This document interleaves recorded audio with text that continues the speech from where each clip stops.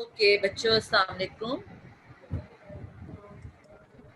Second year, अस्सलाम वालेकुम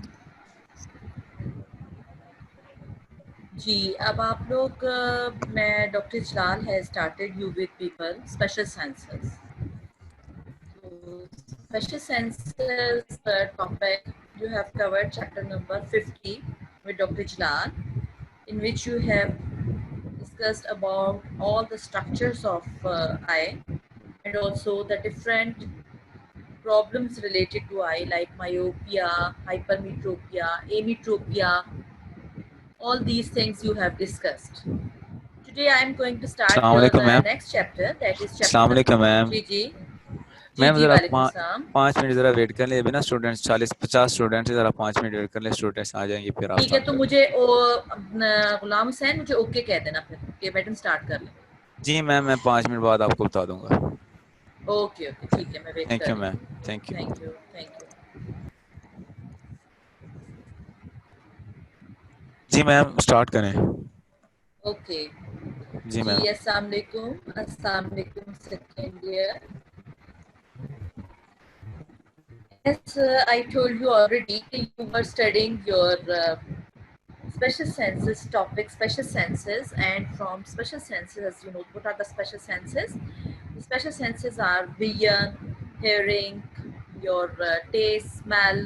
All these are the special senses, and you have studied so far the chapter number 50 from your Guyton. The chapter number 50 including all your errors of refraction, myopia, hypermetropia, production of aqueous humor, how the intraocular pressure is going to be measured, what is glaucoma, all these things you have studied so far.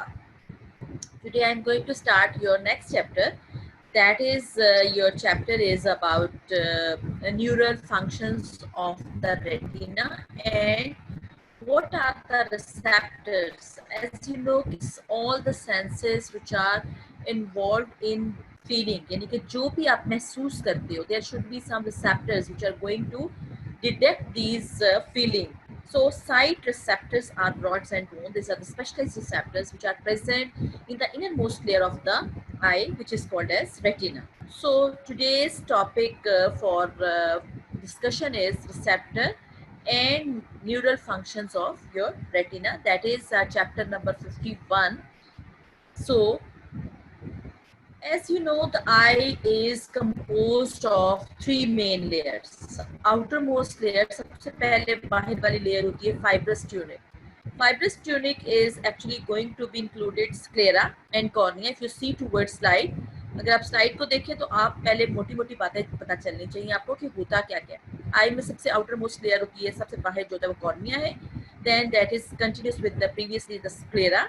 Second layer आपको पता है आगे lens आता है, lens that is included into the vascular tunic and also the portion which is present in the side of the lens is iris, then there is ciliary body, then the choroid which is rich in blood supply, and the innermost layer of your eye is retina. अब retina जो है that is actually the innermost layer, that is not a single layer, that is 10 layered layer. So कौन कौन सी layers हैं जो कि retina के अंदर present है, we will discuss in a few bit of minutes. So retina होता क्या है? रेटिना जो है, जो innermost है, इसमें सामने से लाइट अगर पड़ रही है तो from it is a light sensitive portion of the eye that contains the rods and the cones. The cones से आप याद रखें CONES, C से start हो रहा है तो color vision. So the cones which are responsible for the color vision. And second word is your rods. Rods जो है, rods से आप याद रखें dark vision. That is dim light and dark vision. That is responsible for black and white vision and vision in the dark. यानी अंधेरे में जो आपको color detect होता है, that is being responsible. The rods are the responsible for that. So the light sensitive portion which is present on the back of the eye, last portion, retina, that is composed mainly of cones which are responsible for color vision. और उसके बाद आपके rods हैं which are responsible for your dim light vision, the vision, black and white vision, and also your vision in the dark. When both of these, either rods are excited or either cones are excited, signals are transmitted through successive layers of the retina. कौन सी layers हैं वो मैं अभी आपको बताऊंगी. And then successive layers which are present different types of the cells. कई cells हैं जो कि neural cells हैं mainly, इसीलिए इसको neural retina भी कहते हैं. And finally वो सारे के सारे पीछे जाके ऑप्टिक नर्व में कंडेंस्ड हो जाते हैं. कंडेंस्ड होने के बाद फाइनली आपको पता है कि visual cortex is present within your brain, cerebral cortex, and finally into the cerebral cortex. So receptors in this case are your rods and cones. These are the different layers of retina. So anatomy and functions of the structural elements of the retina we will discuss with these layers. These layers are like these. अगर आप direction of light देखें तो यहाँ से light पड़ रही है, इनके सामने से लाइट पड़ रही है और फाइनली एंड में जाके आपके रॉड्स एंड बोन्स प्रेजेंट है, जहाँ के आपके जाके डिटेक्ट होते हैं. आपकी लाइट जो है वो चेंज होगी, सेंसिटिविटी डिटेक्ट होगी, रॉड्स भी डिटेक्ट करेंगे जो कि डिम लाइट को डिटेक्ट करेंगे और कोन्स डिटेक्ट करेंगे. आपके कलर विजन को डिफरेंट कलर्स जो है डिटेक्ट होते हैं वो कोन्स की वजह से होते हैं.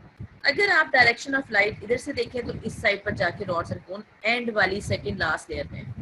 सो this is your pigmented layer. अभी ये लेयर्स जो हैं ये कुछ लेयर्स इसमें मिसिंग हैं, वो नेक्स्ट उसमें आपको स्लाइड में दिखाती हूँ. Pigmented layer, then the neural layer, rods and layers of rods and cones, then the nuclear, outer nuclear layer, then outer plexiform layer, then there is inner nuclear layer, inner plexiform layer, ganglion cell layer, then there is stratum opticum and inner limiting membrane. That is stratum opticum including this your optic nerve fibers.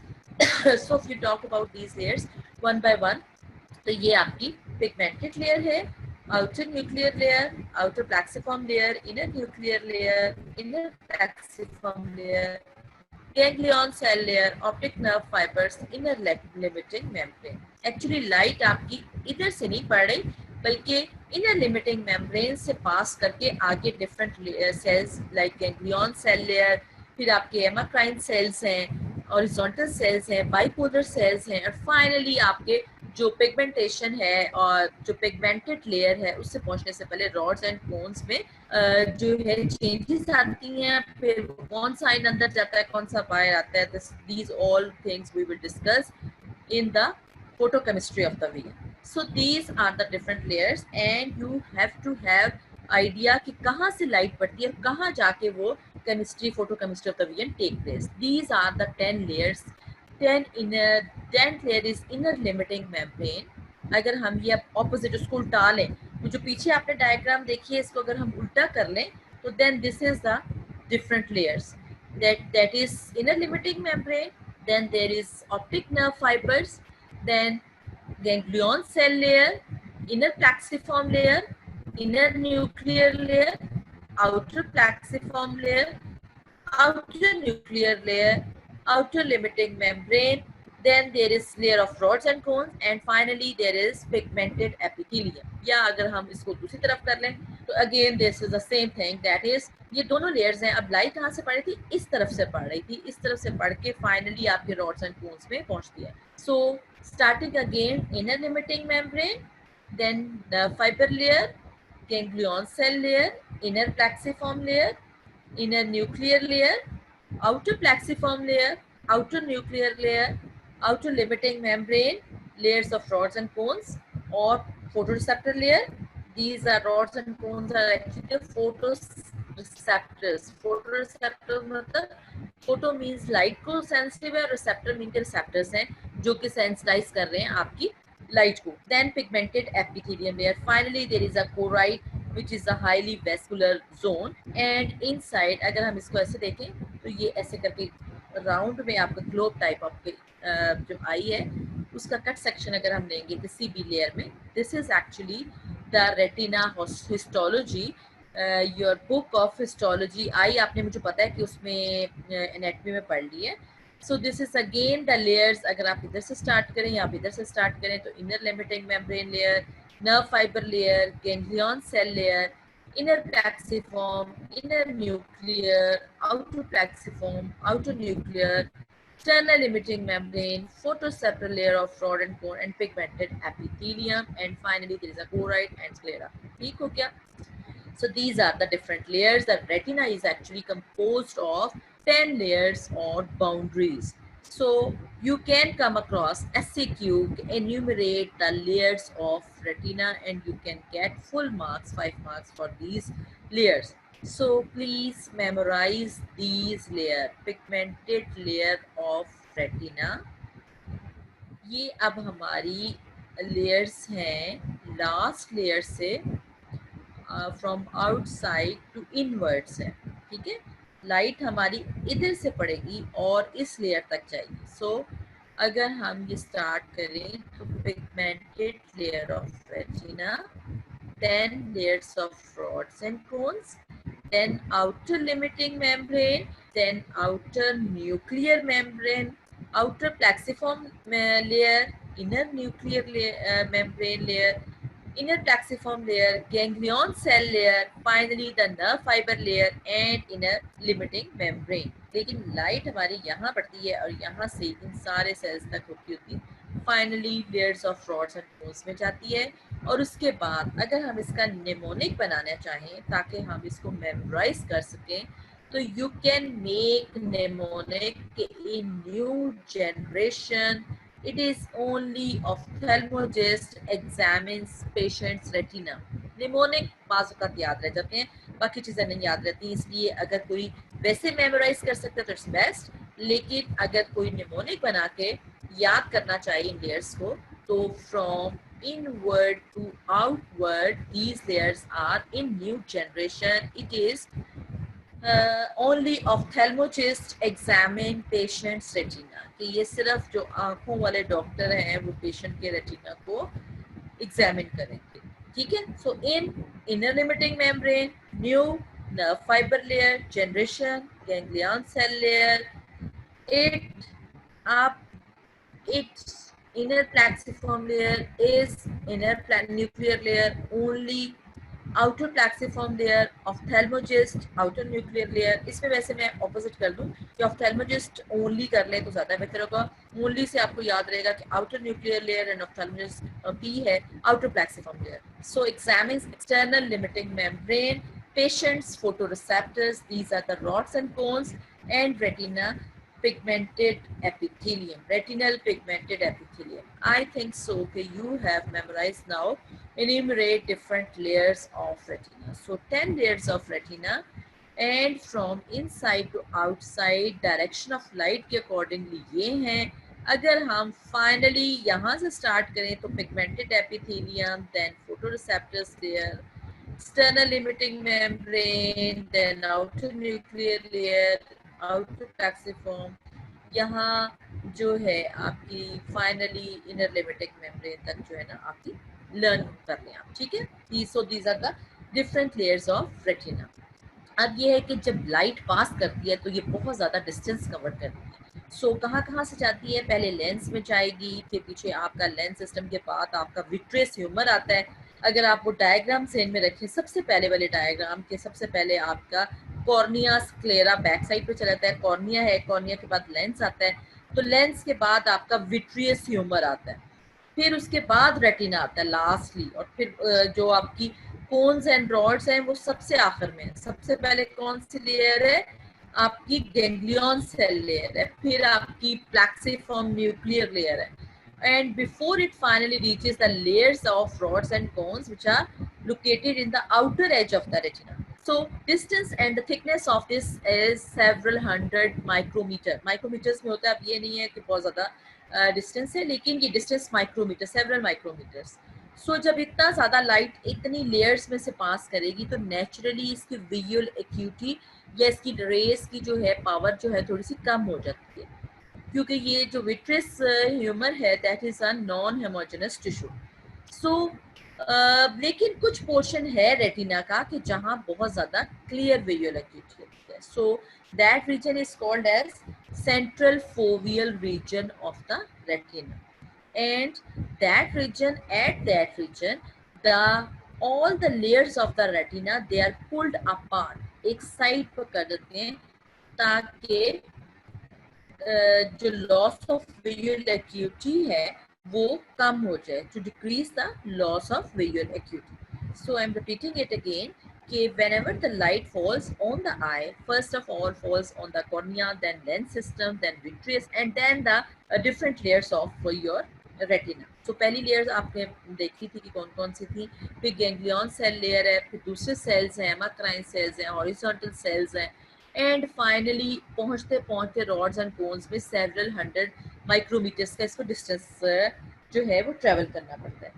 ये distance travel करने की वजह से जो इसकी visual acuity है that is the difference between two parallel lines कि आप डिस्क्रिमिनेट कर सकें लाइंस में या आप जो है क्लियरली देख सकें किस चीज को, तो ये विजुअल एक्यूटी जो डिक्रीज रहती है. लेकिन एक पोर्शन एक पॉइंट ऐसा है सेंट्रल मोस्ट पोर्शन या आपका एक रीजन है रेटिना के ऊपर जो जहाँ के जो तमाम लेयर्स हैं inside layers they are pulled apart to decrease this loss of visual acuity. This is actually the foveal region.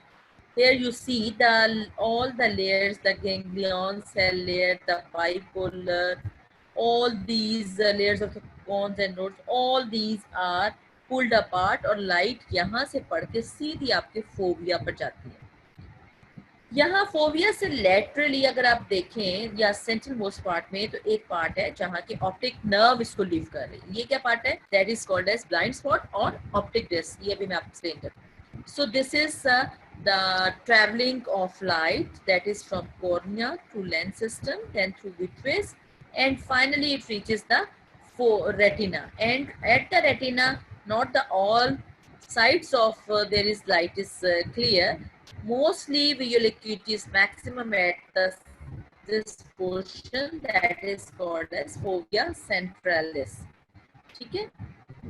Maximum cones are present actually at the fovea centralis where all the layers of retina are actually pulled apart.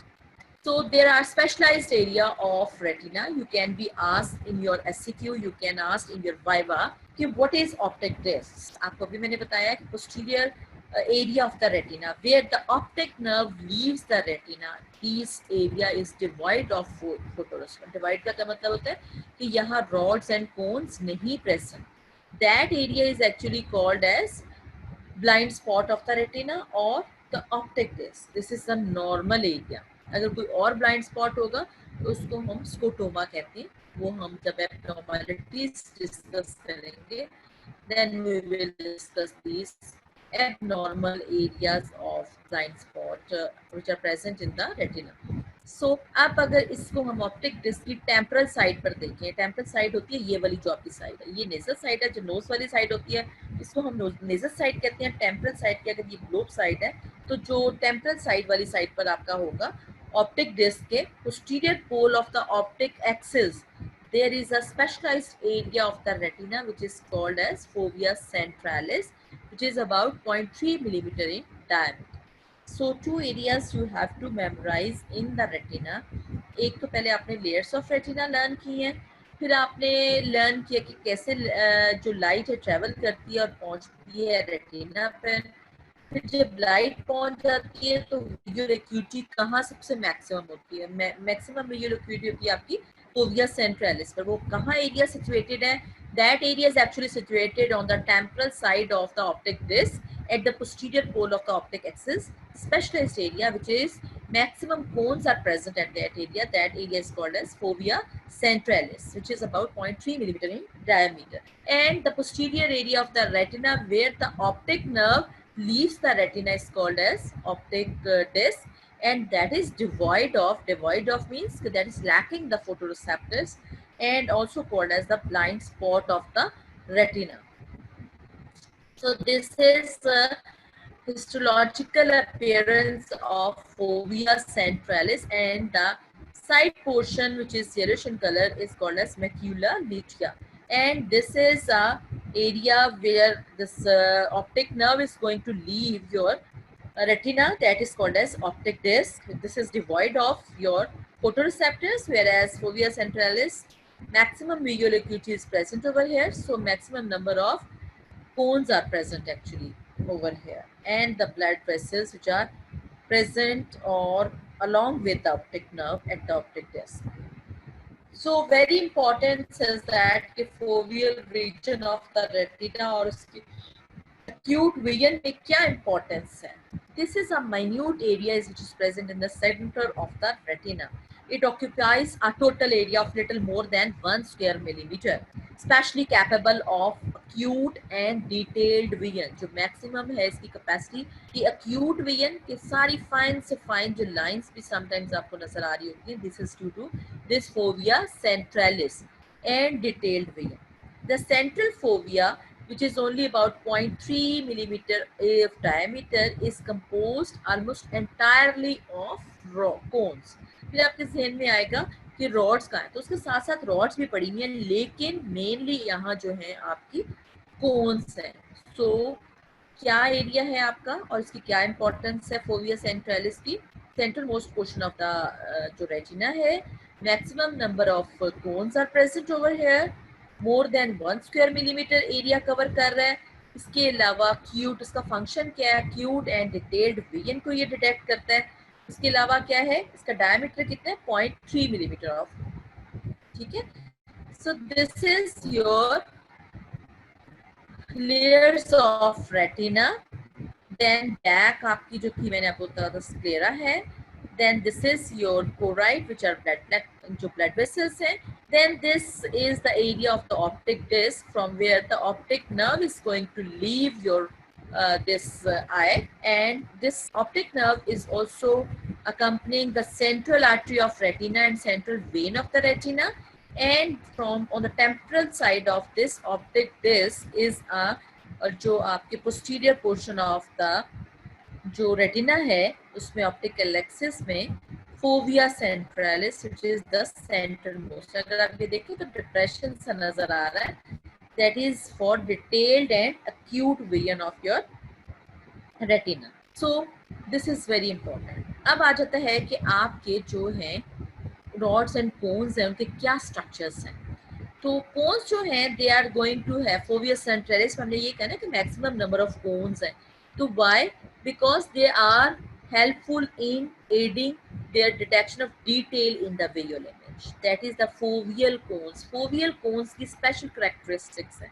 वैसे तो तमाम आपके retina में cones and rows हैं, लेकिन जो fovea centralis या उस पोर्शन में जहाँ के मैक्सिमम अक्यूट डिटेल्ड विजन आपका पता चल रहा है, वहाँ लॉन्ग एंड सिलेंडर बॉडीज की फॉर्म में ये प्रेजेंट है कोन्स. और ये जो पेरिफेरी पर कोन्स होते हैं वो they are fatter cones located more peripherally in the retina. So this is the major difference of the cones which are present in the central fovea centralis as compared to the peripheral cones. जो आपकी क्योंकि जो central cones हैं fovea centralis वाले cones हैं उन्होंने detailed और acute vision बताना है.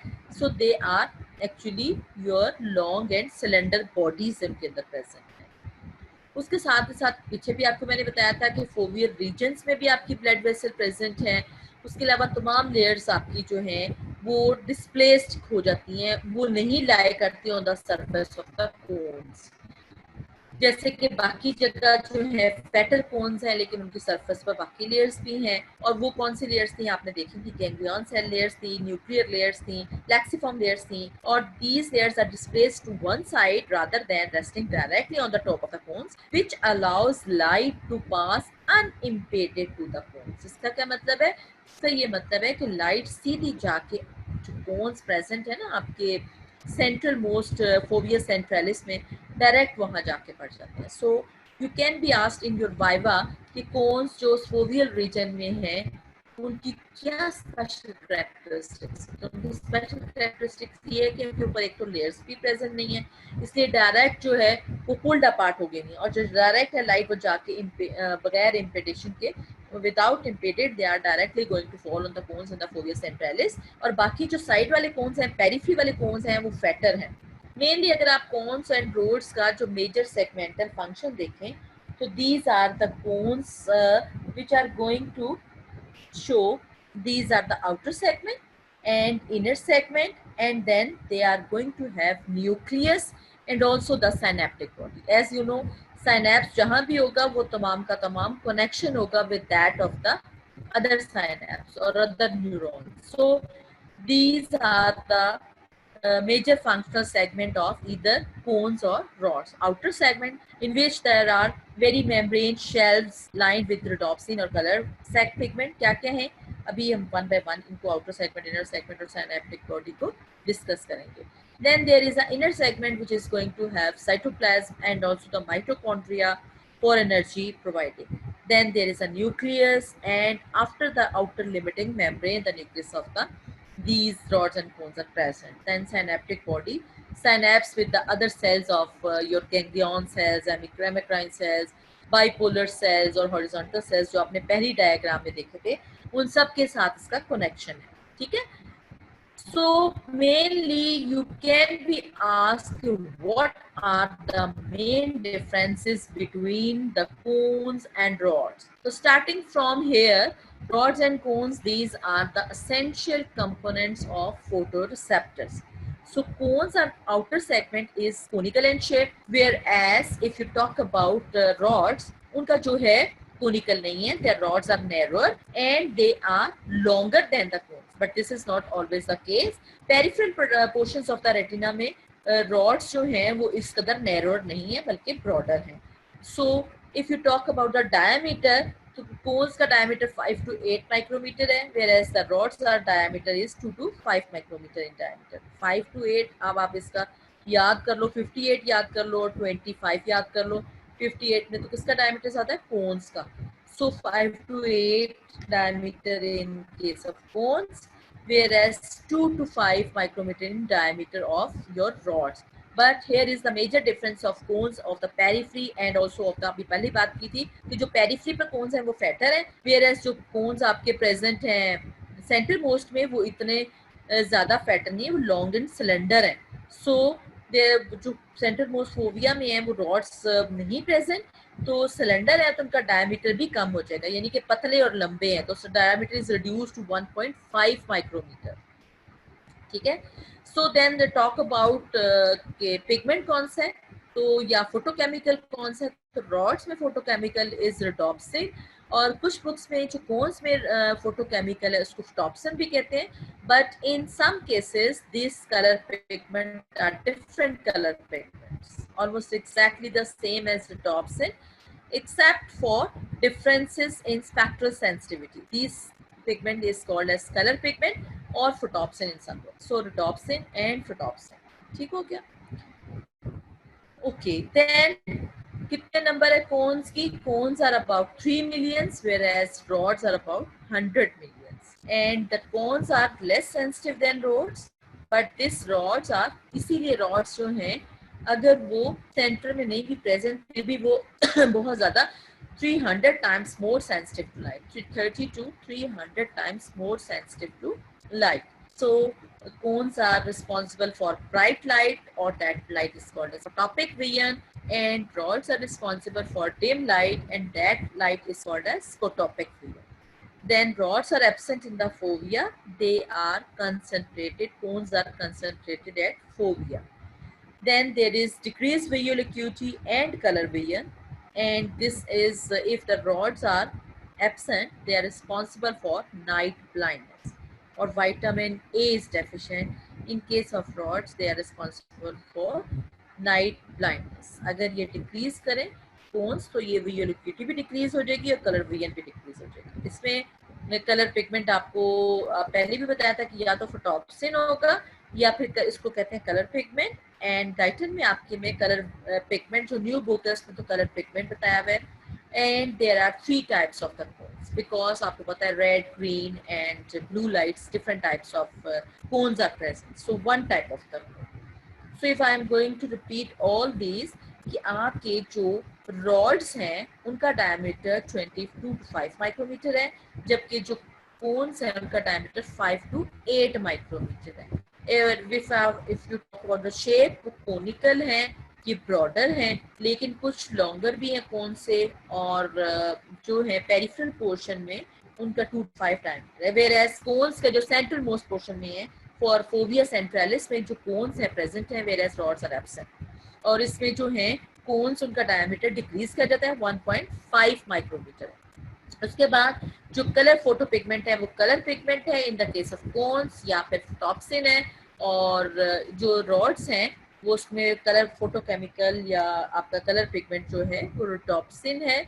और इसके अलावा 3 टाइप्स ऑफ कोन्स होती हैं, उसमें 1 टाइप ऑफ रॉड्स हैं। फिर नंबर कितना है, 3 मिलियंस है, उसमें 100 मिलियंस हैं। then less sensitive हैं than rods, cones, whereas they are 30 to 300 times more sensitive to light.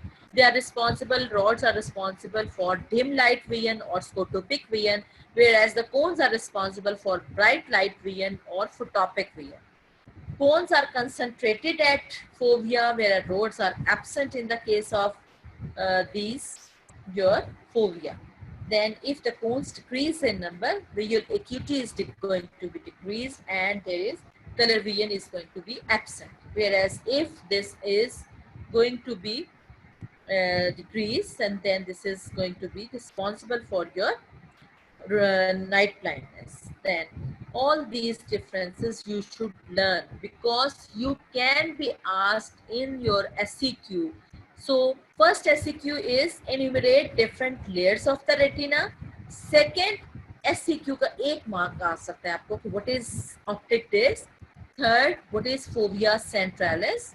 Now fourth SEQ आपको आ गया कि enumerate the differences between rods and cones. Fifth SEQ 1 mark का आपको दे सकते हैं, what is the difference between the cones of fovea centralis and the cones which are present in the periphery. So these are the differences between rods and cones. And what are the rods and cones? These are the photoreceptors, and these are maximally cones are present in the fovea centralis, whereas the rods, mostly the rods are absent, and also the rods का नंबर ज्यादा है लेकिन वो more 30 to 300 times more sensitive. ठीक हो क्या? So this is a diagram you have to learn the cone and the rods. Rods देखें, लेफ्ट पे आपके रॉड है दैट इज ब्रॉडर, और अगर कोन की शक्ल देखें तो ये कोन की तरह, कोन जैसे आप खाते नहीं कोन, तो दिस इज कोन। और ये आपकी डिफरेंट शेल्व्स हैं जहाँ की आपका कलर पिगमेंट जो है यहाँ प्रेजेंट है, और यहाँ आपका रोडोप्सिन प्रेजेंट है रॉड्स में। सो this is actually outer segment conical form में, ये ब्रॉडर में है और ये 30 नैनोमीटर है। फिर ये डिस्क की फॉर्म में प्रेजेंट है रॉड्स में, ये सैक्स की प्रेजेंट में form में present है, then there is a neck present, then there is inner segment which is cytoplasm, mitochondria, then nucleus is present over there, then synaptic body is present. This is the detailed diagrammatic representation of both your rods and cones. Now come towards your outer segment. Outer segment जो है as shown in the figure, पीछे वाली picture में भी, और that is 51-3 and 51-4, large number of disc आपकी rod में present है, उसमें सैक्स प्रेजेंट है, उसमें डिस्क प्रेजेंट है।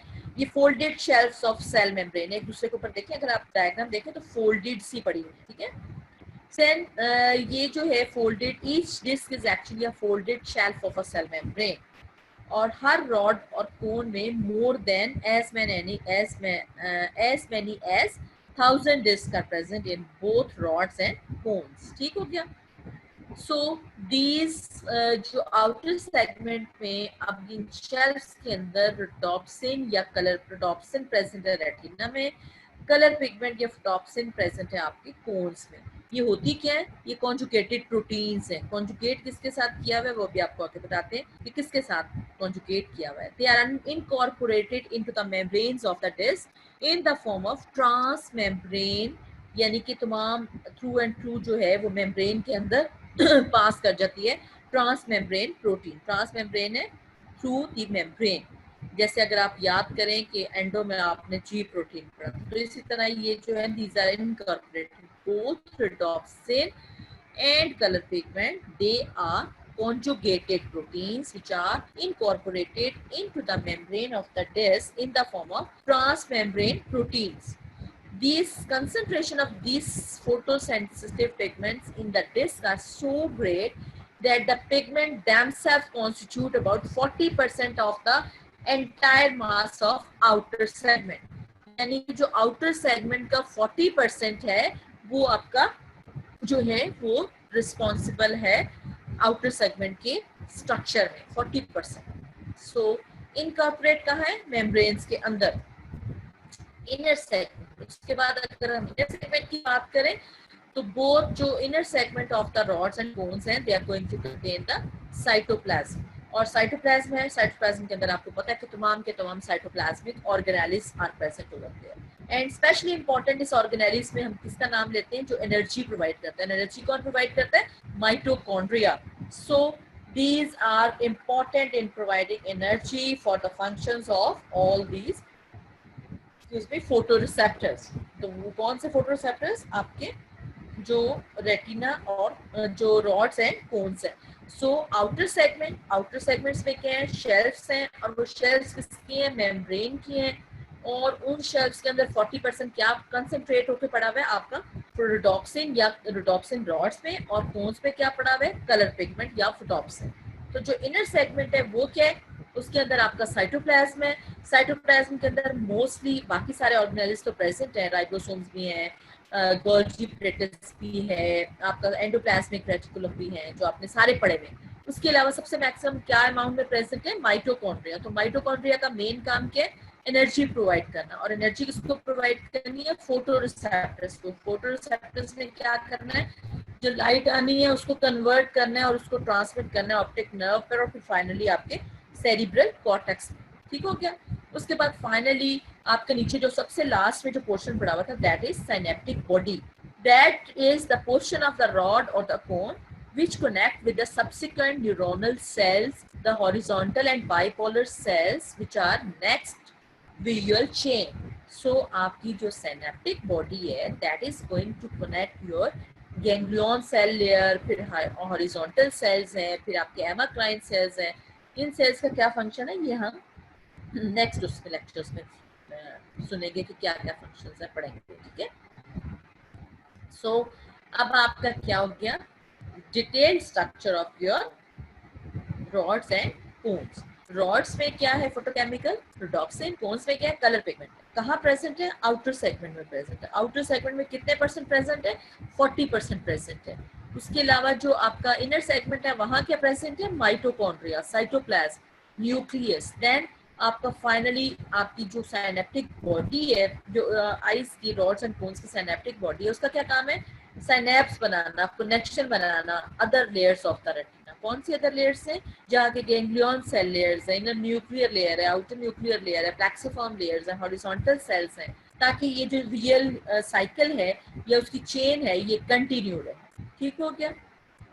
Then finally there is pigmented layer of the retina. इस pigmented layer में क्या चीज present है? This is very important कि the black pigment which is called as melanin is present in the pigmented layer. और इसका काम क्या है? It is going to prevent light refraction throughout the globe of the eyeball, which is very extremely important for the clear vision. जो pigmented या final most आपकी layer of retina है that is pigmented, going to contain a pigment which is called as melanin. Pigment is actually the same. अगर आप इसको compare करें तो similarly अगर कैमरा आप लोगों ने पुराने जमाने के कैमरास देखे होंगे उसमें ब्लैक सा कलर आगे नजर आता है, तो this is the pigmented layer is actually going to perform the similar function as the black coloring inside the bellow of the camera. So उसका क्या काम था? अगर ये नहीं प्रेजेंट है तो लाइट अगर एक ट्रांसपेरेंट सी जगह पर पड़ेगी तो वो लाइट जो तमाम जगह पर रिफ्लेक्ट हो जाएगी and would cause diffuse lightening of the retina rather than the normal contrast between dark and light spots which are required to precise the image. So this is very important layer of the retina, the pigmented epithelial layer of the retina, which is going to contain melanin, which is to give contrast between light and dark spots on the which are going to fall on the retina कि diffuse image देने की बजाय ये clear image देता है, detailed image देता है और इसको contrast produce करता है। This is just like a camera के black जो उसमें बैक में बैल ऑफ द कैमरा में प्रेजेंट है। अब इसकी इम्पोर्टेंस क्या है? अगर ये एब्सेंट है कॉन्जेनिटली, अगर ये एब्सेंट है तो एक कंडीशन है पेशेंट्स में, आपने देखे होंगे अपने बहुत ज़्यादा वाइट कलर के पर्सन्स होते हैं जिनका के आई, ये जो बाल हैं, आईब्रोज हैं, बाल हैं, आई लैशेस हैं, and all the body is going to be converted into white. इधर दिस इज कॉन्जेनिटल और बाद में एक्वायर्ड भी हो सकती है, लेकिन कॉन्जेनिटल केसेस में that condition is called as albinism. So albinism is a condition in which all parts of their body there is congenital absence of melanin pigment, and when that person who is albinism, who is having albinism or albine patient enters a bright room, light उसकी आंखों में retina में जाएगी और एक तरह से इम्पेंज करेगी तमाम डायरेक्शन में जहाँ की unpigmented surfaces of the retina है, और उसके बाद स्क्लेरा में जाएगी। So a single discrete spot of the light जो कि सिंपली एक्साइट करता है फ्यू रॉड्स और कोन्स, तो यहाँ जो है तमाम जगहों पर लाइट चली जाएगी और कई रिसेप्टर्स को एक्साइट कर देगी। इसलिए the visual acuity of the people with albinism, even with the best correction, is only seldom better than 20 by 100 or 20 by 200 rather than normal visual acuity of 20 by 20. This is visual acuity का एक practical है जो कि इंशाल्लाह आप लोग college खुल जाए तो परफॉर्म भी करोगे।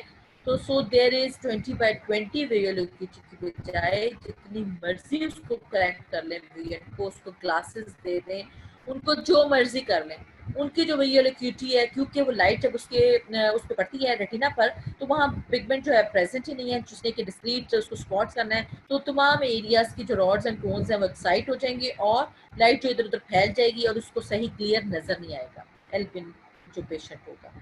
सो उसकी जो विजुअल एक्यूटी जितना मर्जी उसको ग्लासेस दे दें या उसकी करेक्शन कर दें, 20 by 100 या 20 by 200 से ज़्यादा बेहतर उसकी विजुअल एक्यूटी नहीं हो सकती, जबकि नॉर्मल बंदे की विजुअल एक्यूटी जिससे बिल्कुल ग्लासेस भी नहीं लगे हुए उसकी विजुअल एक्यूटी 20 by 20 होती है। तो पिगमेंट लेयर जो है वो इसके अलावा एक और लार्ज क्वांटिटीज ऑफ विटामिन ए भी स्टोर करती है। So vitamin A is very important for your eyesight, इसीलिए आपको कहते हैं ना जब डॉक्टर के पास जाए तो वो कहते हैं विटामिन ए ले लें। This vitamin A is exchanged back and forth through the cell membrane of the outer segment of the rods and cones which are embedded in the pigment. So vitamin A is an important precursor of the photosensitive chemicals of the rods and cones, especially the rods। इसीलिए अगर आप पीछे देखें तो आपकी जो differences थे उसमें नाइट ब्लाइंडनेस लिखी हुई थी। So absence of vitamin A will cause night blindness, यानी उसको रात के टाइम नजर नहीं आता patient which is going to have absence of vitamin A. ठीक हो गया। सो नेक्स्ट आपका आ जाता है, अब आपने पढ़ लिया रॉड्स एंड कोन्स के डिफरेंसेस कर लिए, अब आपने पिगमेंटेड लेयर ऑफ एपिथेलियम के बारे में देख लिया, वहाँ क्या होता है मेलानिन होता है वो देख लिया, मेलानिन की एब्सेंस हो तो एल्बिनिज्म हो जाएगा वो देख लिया। सो एल्बिनिज्म जो है वो क्या किस तरह के नजर आते हैं, शायद आगे डायग्राम आए मैं आपको दिखाता हूँ, आपने बस देखे भी होंगे रूटीन लाइफ में।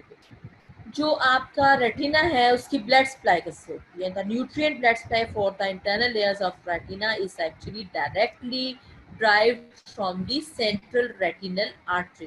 पीछे डायग्राम में आपने देखी थी retinal artery which enters the eyeball through the center of the optic nerve and then divides to supply the entire inside of the retina। अगर आपको याद हो तो आपने ये डायग्राम देखी थी जिसमें कि आपने देखा था कि central artery of the retina जो है वो एंटर हो रही है, इसके बाद उसकी ब्रांचेस हो रही हैं और वो इनसाइड ऑफ दी जो रेटिना है उसको सारे को सप्लाई कर रहा है। लेकिन जो आपका आउटर लेयर है, आउटर लेयर आपकी जो है that is going to be जो outer layers of the retina है, outer segment of the rods and cones हैं, these are mainly diffusion on the choroid blood vessels and for their nutrition, especially for their oxygen on the choroid blood vessels, outer segment of the rods and cones। आपने देखा था ना choroid उसके सामने ही साथ ही, अगर आपको डायग्राम्स अगर याद कर लो तो blood supply very easy to remember. तो जो आपकी सेंट्रल आर्टरी ऑफ रेटिना है वो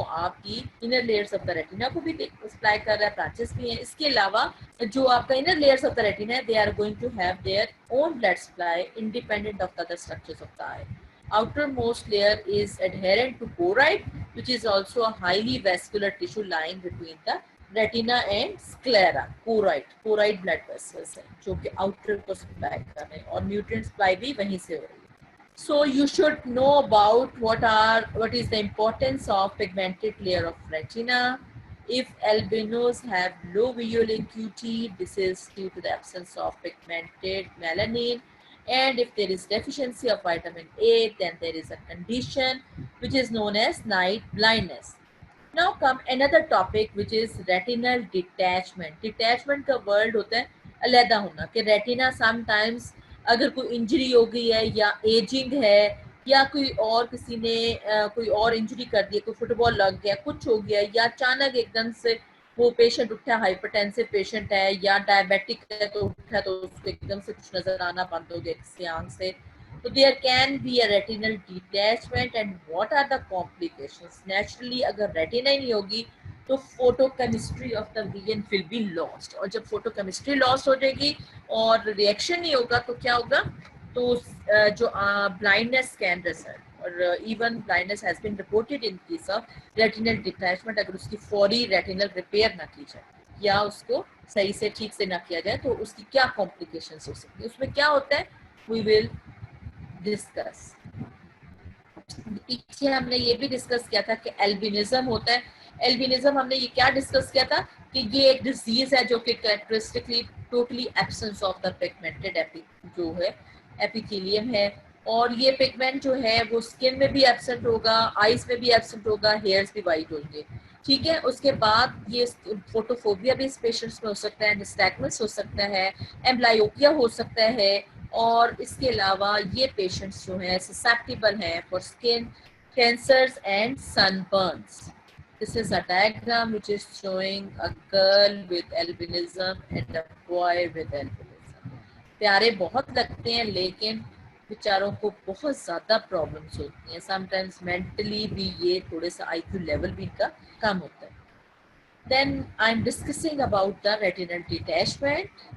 So what is retinal detachment? A detached retina is when the retina lifts away from the back of the eye. Retina does not work when it is detached, making vision blurry. So a detached retina is a serious problem, and ophthalmologist needs to check it out right away, or you could lose sight in that eye. So retinal detachment is very important because occasionally with aging or with diseases or with injury, retina is going to detach from its layers, from the pigmented epithelium. The cause of such detachment may be injury to the eyeball, और जब injury हो जाएगी तो क्या होगा कि वहाँ जो आई में फ्लूइड है या ब्लड है, that is going to be collected between the neural layers of the retina and pigmented epithelium, and this can occur due to the contracture of the fine collagenous fibrils in the vitreous humor, which pulls areas of the retina towards the interior of the globe. यानी कि जो ऐसे globe की सूरत में यहाँ vitreous present है तो ये जो लेयर्स ऑफ रेटिना हैं, ये जो कोलेजनस फाइबर्स हैं, ये उसको पुल करके अपनी तरफ खींच लेंगे और वहाँ जो है होल बन जाएगी. सो this is a detached retina. That is, retina is going to detach and lifting away from the back of the eye. So किन केसेस में हो सकता है? एक तो मैंने बताया इंजरी में हो सकता है. तो so as we get older the vitreous in our eyes they are going to start thinner and shrink कर जाएगा, थिनर हो जाएगा. As the eye moves the vitreous moves around on the retina without causing any problem. This is normal phenomenon. But sometimes the vitreous may stick to the retina and pulled hard enough to tear it out. So when that happens, fluid can pass through the tear and lift or detach the retina. And because of this detachment, diffusion across the detachment gap will occur, and partially because of the independent blood supply to the neural layers of the retina through the central retinal artery, the detached retina can resist the degeneration for days and can become functional again if it is surgically replaced with a pigmented epithelium in the very early phases. If it is not replaced soon, जैसे ही वो diagnosis हुआ, किसी को नजर आना बंद हुआ या सेंट्रल होर के फॉर्म में उसको आईसाइट हुई, तो फौरन अगर ऑफ्थेल्मोलॉजिस्ट ने उसको डायग्नोसिस कर लिया है, तो अगर सर्जिकल रिपेयर उसकी करती है, तो ये रेटिनल डिटैचमेंट जो है ये कवर्ड हो सकती है. अगर ये ना कवर्ड की जा सके तो total blindness can occur. So if it is not replaced soon, however, the retina will be destroyed and will unable to function even after surgical repair. So diagnosis and repair is urgent. This is a diagram which is going to show the retinal detachment. The retina detached हो गया और ये tears आ गया. If you see, this is the retinal detachment. ये retina है और ये pupil है, ये optic nerve है, ये detached retina है.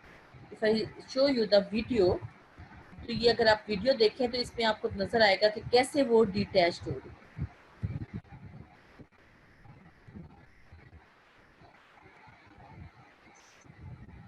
ये आपका विट्रस है, जेली लाइक, ये जेली लाइक सब्सटेंस है और ये जैसे ही लेस लिक्विड हो जाता है, जैसे एज करता है बंदा,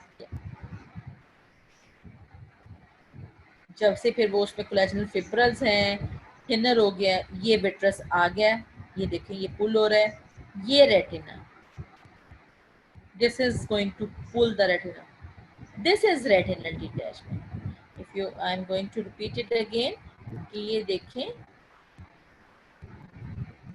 विट्रिस प्रेजेंट है, तो विट्रिस जो है यहाँ जो है, यहाँ विट्रियस है, विट्रियस जेली लाइक है, लेकिन एज जैसे जैसे बंदा एज करता है तो ये विट्रियस का जेली लाइक कम हो जाता है, थिनर हो जाता है, श्रिंकर हो जाता है. वैसे तो नॉर्मली ये मूव करता है के साथ, लेकिन जब ऐसा प्रॉब्लम होता है तो जब ये मूव करता है तो ये अपने साथ क्या करेगा, अपने साथ इसको साथ ही साथ इसको भी खींच लेगा, जिसकी वजह से यहाँ होल हो जाएगा, फ्लूइड आ जाएगा और ब्लड आ जाएगा.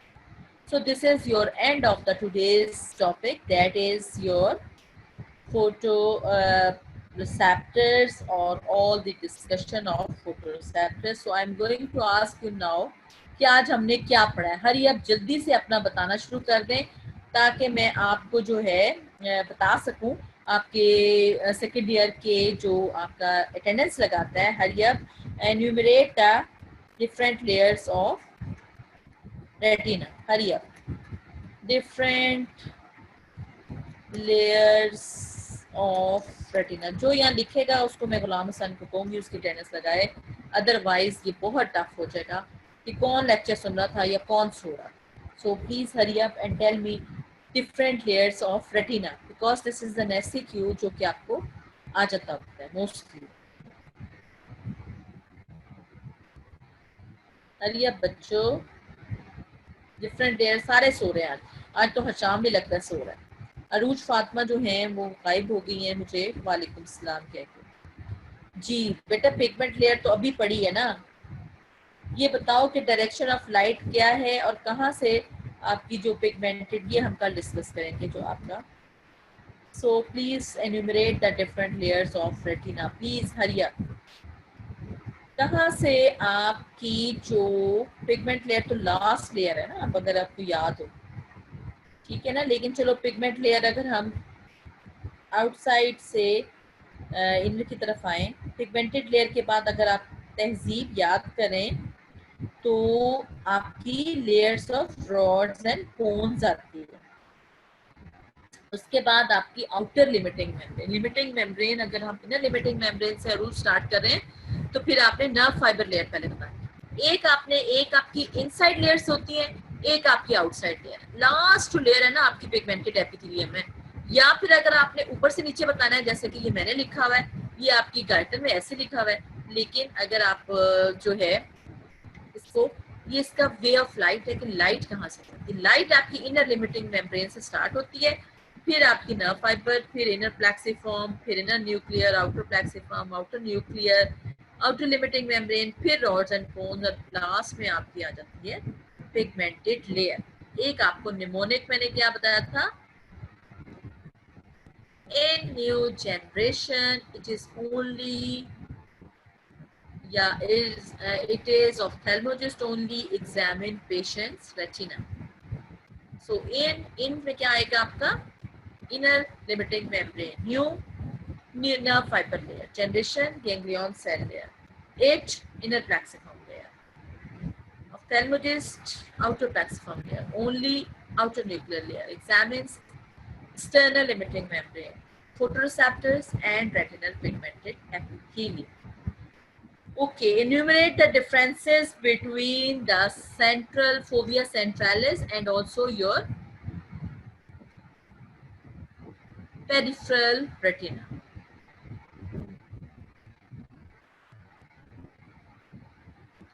So this is your second, enumerate differences. क्या क्या एक difference सारी आप जल्दी से बता दें.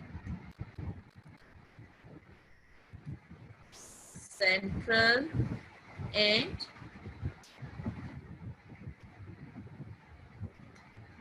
peripheral cones. Hurry up.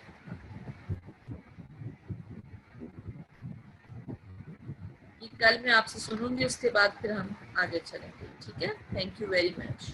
Enumerate differences between rods and cones. कल हम ये सारे डिस्कस करेंगे, उसके बाद फिर हम जो है ना नेक्स्ट आपका उसकी तरफ चलेंगे. ठीक है. So this is your today's topic, photoreceptors of your and neural layers of the retina. Allah Hafiz.